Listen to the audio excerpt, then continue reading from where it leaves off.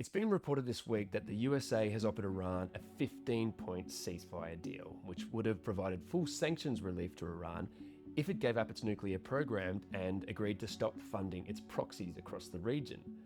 Iran's response reveals something rather concerning about the direction of this war. Now, while these terms were never going to be palatable to the regime, if they were genuinely on the brink of collapse, then they probably would take it. It would leave Iran far weaker and more vulnerable geostrategically, but it would guarantee the regime holds on to power. Now, the Iranians have plenty of reason to distrust the USA and Trump in particular, but if they were truly losing their grip on power, if they were confronting an imminent military defeat, then the risk would be worth it. It would be possible to work some kind of security guarantee into the framework and take the removal of sanctions as a pretty remarkable victory. Now, Iran's response suggests that they might actually believe that they are a genuine chance of achieving a monumental military victory here. Now remember, Iran doesn't have to defeat the USA. They just have to do what the Vietnamese did twice, or like the Afghans did twice. They just have to make the cost of war too high to be worth sustaining.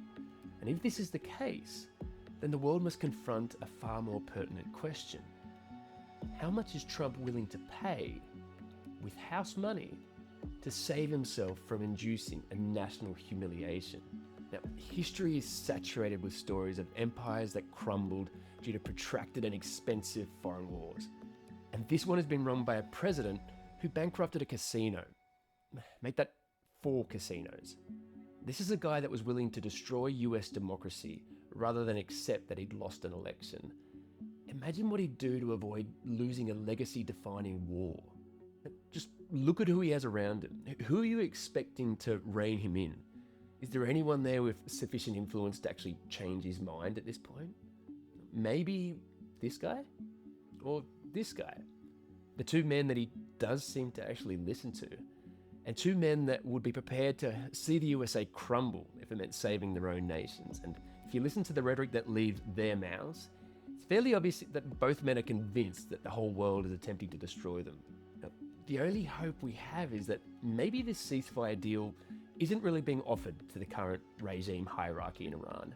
Maybe it's intended for someone else within the regime that might take the offer in return for US backing. Will the Iranian Delcy Rodriguez please stand up? Now, who knows, maybe they'll get a reformer, someone who wants to see an end to the cost of endless hostility and pariah status. Or maybe they'll get a powerful member of the IRGC that's prepared to sell out his country for personal power. Or maybe the Iranian regime, made more ruthless by the reality of an existential war, has already eliminated anyone within their ranks deemed susceptible to Trump's deal-making. Now, if that has happened, if no one in the Iranian regime blinks, the fate of the world now rests on Trump cutting his losses and accepting a humiliating military retreat less than 8 months out from the midterms. Or, like any bad gambler, Trump could just chase his losses.